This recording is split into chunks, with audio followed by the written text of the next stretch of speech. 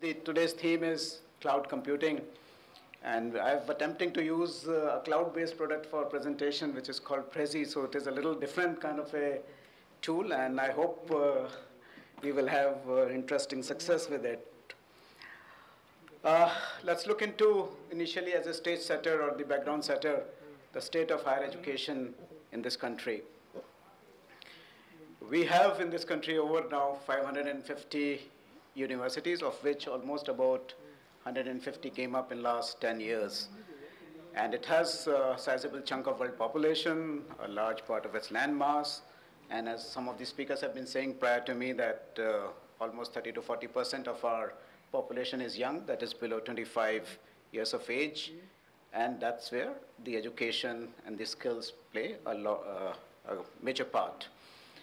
And that's where, currently there is a proportion which is looked into as part of Human Development Index, which is called GER, which stands for Gross Enrollment Ratio, which means how many kids out of high school education go to the university system.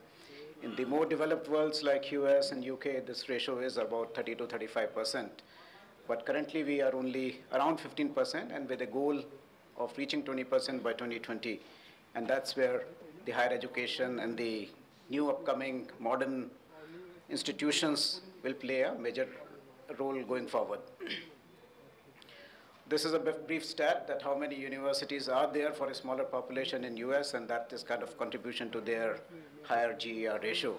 We believe in times to come to catch up with this kind of thing. A lot of new universities will use ICT to a great detail. Also, some of the universities would be based in the cloud, and those are the new paradigms and new things that will evolve in next 5 to 10 years from now. Let's look into some of the global trends.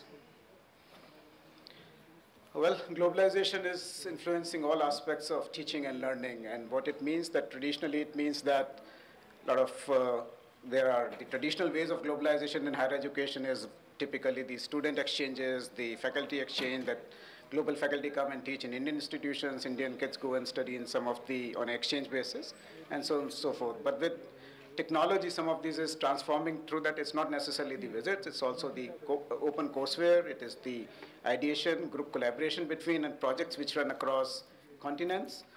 And demand is there more for more experiential, not just the class-based learning, especially in the cases of technology education, IT education, engineering education. And of course, the IT applications or ICT applications make this an enhancing experience. And it transcends physical boundaries. Today, students of many universities can be found globally, and they interact globally. The courses are becoming interdisciplinary to pull out technologies, pull out legal. There are universities, including ours, which offer courses which are tech and law together. So you can earn a computer science engineering degree as well as earn a law in cyber laws, LLB degree together. So those are the kind of interdisciplinary efforts that are being made. And students themselves generate a lot of content, and that content can be used subsequently as the learning materials or shared learning materials through massively open courseware. Some of other facts, average age of learner will continue to rise. There are what is called lifelong learning experiences. People get into workforce earlier, come back, or have developmental needs. So the age group of, even in India, some of the executive education programs or continuing education programs have a demographic class mean age of around 30, 35 years of age. Universities need to find their unique niches or sharpen their brands. And a case and example, as we will discuss further down the presentation, is the University of Petroleum, which has kind of created a niche market in energy sector education. And employment relationships between faculty will multiply. This will lead to, there will be new faculty systems, faculty who are virtual faculty or online faculty, and there will be have a new paradigm on which kind of faculty you retain and which kind of faculty you utilize. And accountability assessment tools are becoming common in defining the effectiveness of the faculty vis-a-vis students. Equity and access issues in this country of ours, which is large, which has inequities in the system, social inequities and political inequities and financial inequities. Unlike developed systems where there is a need-blind admission system, which means that if a kid is good, he must be admitted, needless needness of the fact whether he can pay the tuition or he can afford the finances. And that affordability comes later after the admission is over. But then again, a lot of university system here or have offered scholarships, etc., based on means come merit. But the honesty in revolution of income and expenditures, etc., are another issue. Philanthropy, a lot of, if you look into the large or private universities like Harvard or MIT, etc., they have huge corpuses built by alumni donations. There have been instances in this country that some alumni wanted to donate, but those donations were not really accepted, or they get into so much paperwork that they never did it. Structural changes in terms of professional colleges, de facto privatization happening, though the sector is technically into not-for-profit system. And also the central and state universities are into a huge deficits, and the deficit financing makes a big cross-subsidy or part subsidy implications for the higher education budgets. Good universities, typically construct of a good university is that it should have reasonable and sizable tangible assets, which are the infrastructural assets, which we all know, great buildings, books, facilities, but that going forward will change. There will be a lot of intangible assets of learning systems, open courses, IPRs, which will lead to creation of a better and higher university. Human resources, teachers, students, administrative staff, so that is given, but that will also change through utilization of technology and the pervasive power of IT. Culture, I mean, let's say that university culture, that teachers who teach have love for teaching, and students who need to really understand and appreciate their teachers.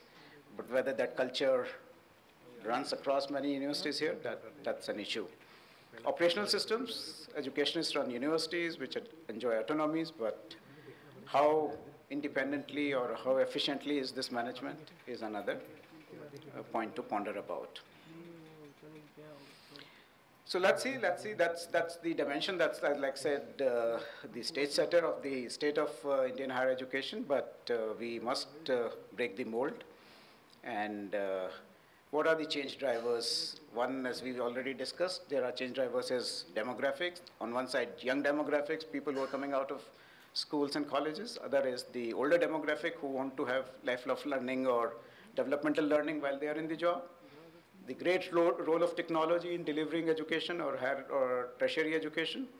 Workplace linked education, that while you are working, you can also get your education, higher education. Globalization, as we discussed, beyond the exchange of students and faculty, exchange of course materials, courseware, degrees, joint degrees. The sustainable need or the green need, that how much of our education is towards the sustainable development of this world into the greener technologies or greener ways of doing things. Knowledge economy, that's given that the exploration of the expansion of knowledge, exponential expansion of knowledge has been great in this generation, and there are so many medium of knowledge that is there one can access. And consumer trends, there is a consumerism in tertiary education also. Students would like to know the return of investments on the tuition fee they pay to the universities.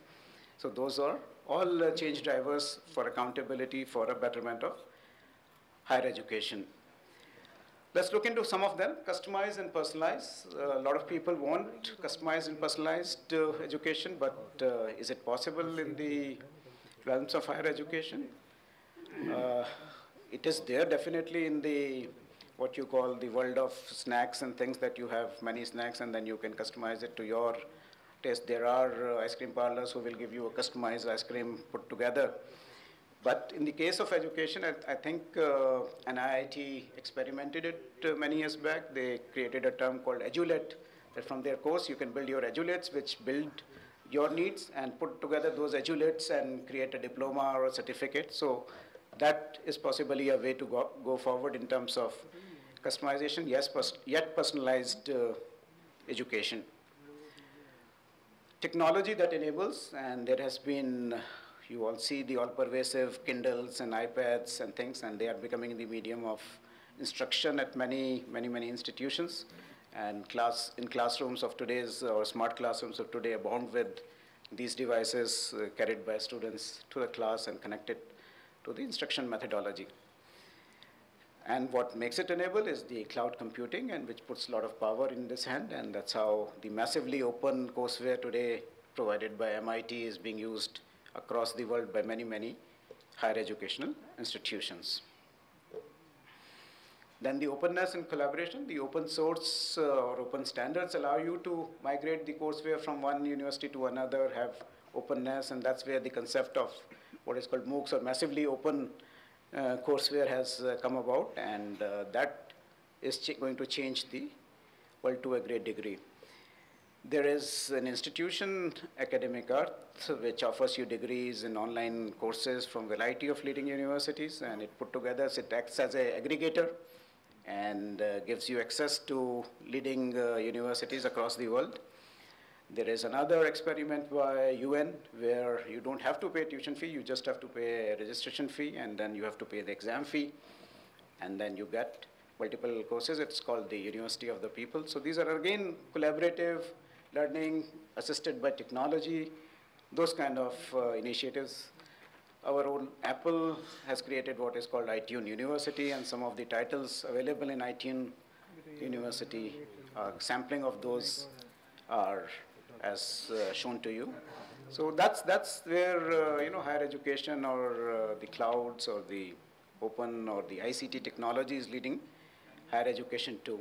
Another one, study groups, which are like, in your younger days, some of us used to study what is do a group study. Here the groups can be distributed across your locality, across your town, across your country, and you can still be studying together in group study mode. So these are also the kinds of options available to today's students. Then the ways of working are changing. I mean, in our workforce, and that education that we get should be, useful for that. One is automation, and I was recently reading a very interesting news item a couple of days back that US Air Force is now looking for, a breed of pilots from American campuses who can fly the drones. And the specification is that they should know a bit of aerospace engineering, they should know computer science engineering, and they should be, great gaming experts who have been playing video games all their lives. So a couple of universities in US, like University of North Dakota, have put together a curriculum, and these kids are getting 100,000 starting salary for being a drone pilot. So those are kind of things. So whether the education is leading to this kind of automated world, or the kind of world that we're going to see in coming years. Leadership, and again, issue is in leadership, whether what you say, what you preach, whether you, as a leader, you walk your talk or it's only the talk. And as an example, since we not only teach super specialized beta computer science engineering program in cloud computing, we have embraced cloud computing to the great detail, which I will present in a little while from now. So these are the criticals. To summarize this aspect of the talk, critical issues is, there are trends and drivers for change. We should be paying attention, and here and now. And some of these, which I just summarize, is the community, the globalization issues, demographics on one side, young population on one side, aging population, so Gen X versus Gen Y, the mobile population who are globally mobile, and then if you are enrolled in a course in one university in India, and suppose tomorrow your company posts you to US, how does that education continue with a change of or transfer of credits? Technology, the mobile computing devices are becoming convergent, and all pervasive convergence is happening on that. So how you leverage that as your learning tool.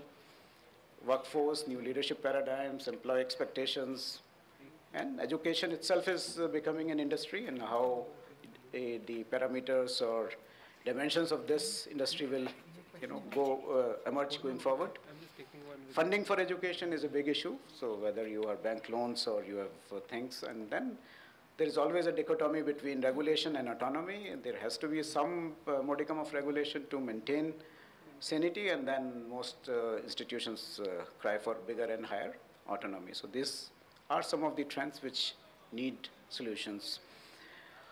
Now briefly, in last 5 to 10 minutes, I will present to you a small case of UPS, an IT-driven university. We are a young university who started, we are in fact this year celebrating the 10th year of existence, and from day zero, since we had no legacy, no history, we imbibed on an IT-driven path. We use major amount of technology. We were the first Wi-Fi campus in the state of Uttarakhand, a fully Wi-Fi campus far back in 2003. And first university to be in India to be full SAP. There is a specific SAP solution called Higher Education and Research. And from day zero, we implemented this solution, and we are a global success story for a very good and robust implementation. We were the first to also deploy entire computer labs on thin client architecture, again in year 2004, and this was massively supported by then Sun Systems. Smart classrooms in Uttarakhand, fully automated, technology-led classrooms. Automation of all the core functions, whether it is student lifecycle management or employee self-services or student self-services or what have you. Automated attendance by swipe cards, automated collection of data. We also are very conscious of anti-cut and paste policy, and we have software embedded which check into whether the degree of plagiarism in a submission by a student in terms of project reports or major assignments. Internally and externally, we deliver through an open learning model-based LMS systems within the campus and outside the campus for our continuing education division. Student information portal with all kinds of self-services. And we have created high-performance computing for domain-specific areas, like in our case in aerospace and petroleum engineering, the load on high-performance computing is huge. So we have created low-cost HPC solutions. And we make very effective resource utilization. We embrace what is called the green IT. And over the last 10 years, we have increased the virtualization. And you can see some of these data that we have been very conscious of the environment as well as the power that we consume in running our IT infrastructure. Some of the cloud initiatives, we have all internal resources, 98% on our private cloud. We have Google Apps for student mail and collaboration in a public cloud.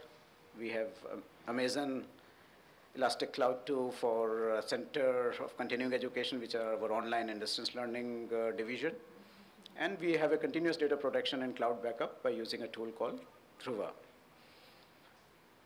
We have whole host of technologies on campus and all fully licensed, academic licensed, and you name it, and we kind of have it in terms of operating systems, architectures. And we have been awarded for green initiatives by various organizations, including recent GREA Award for 2013, which just happened a couple of days ago. And we have select industry alliances with which we work closely. We embed some of the technologies, we give them full focus. And with IBM, we run a very unique co-branded BTech, super specialized BTech computer science engineering programs in things like cloud computing, open standards, mainframes, business analytics, and things like that. And we have end-to-end process automation.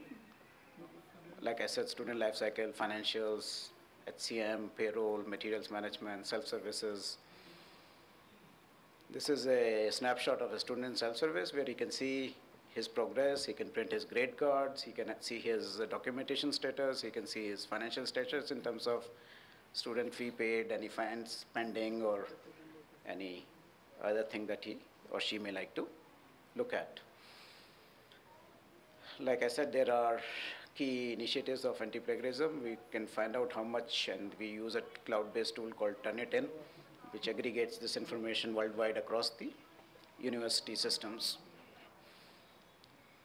We have student dashboards which give the management or the academic management full what is the day attendance of the students in a day on an aggregate basis of the university as a whole or different colleges within the university. And you can see that how the day-to-day percentage, and we try to find out what were the causes of dips, if any, on a particular day.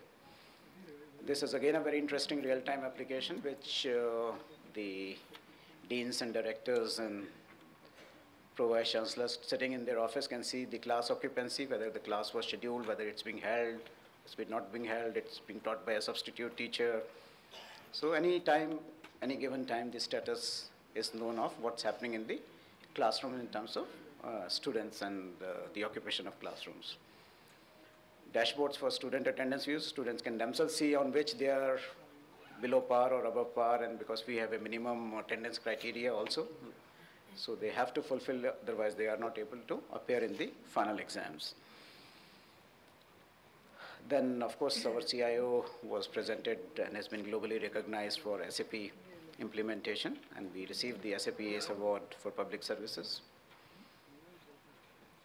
And because of, we believe, we had in last 10 years an astounding exponential growth in terms of courses, in terms of faculty, in terms of students. And that was all manageable because we always wrote the backbone of well-implemented ICT solutions. With that, thank you so much for attention. And if there are any questions, I'll be more than happy to take. Any questions for Dr. Yes, sir. My name is Gurpreet. Sir, it has been observed that more and more universities are opening up day by day. So by this way, they are more into business rather than welfare of the students. So by this way, students completing are their degrees but not finding any jobs, relevant jobs. So how UPS is contributing in this? Yeah. Well, like I said, from the day one, UPS has been a little different. First of all, we did not take the niche of being just another university. We took a niche of being a very specific in the energy or core sector. And like I mentioned in the initial part of my talk, the students are also very varied, and today the university system, more so in the private sector, will survive if only the ROI equation is correct.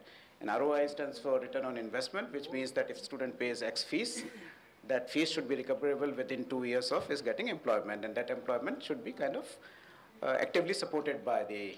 So we are very proud in terms of, if you're asking specific for university, for last 10 years, UPS is maintaining 95% plus placement record, and we are ensuring the kind of jobs, not only they get the jobs which have a payback period of 2 years. So that is being a sustainable thing, and that we were able to do because of our special area, our special focus, and making sure that at the end of the day, student who's the customer, he's the king, and he must get his ROI equation correct.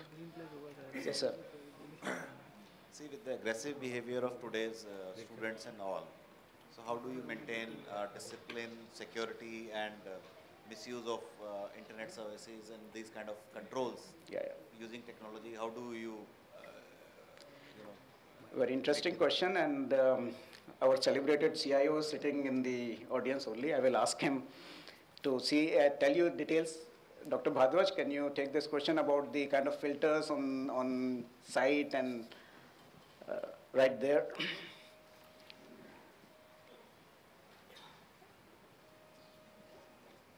So to answer the question, I think you'll have the answer at 2 levels. One is the physical security, where we have an extensive network of IP surveillance cameras which do IP network video recording for a certain period of time across campus, 24/7. That's the physical part. Electronically, we use WebSense as the content filter and security gateway. So that would essentially set policies for us. Plus, of course, we have a layered security model where we would look at different security aspects for different amounts of data, depending on the criticality. So right from the physical layer to the OS layer to the database layer to the application layer, you would have a different set of rules and application, all supported by a very intrinsic audit trail. Yeah, so we have policies.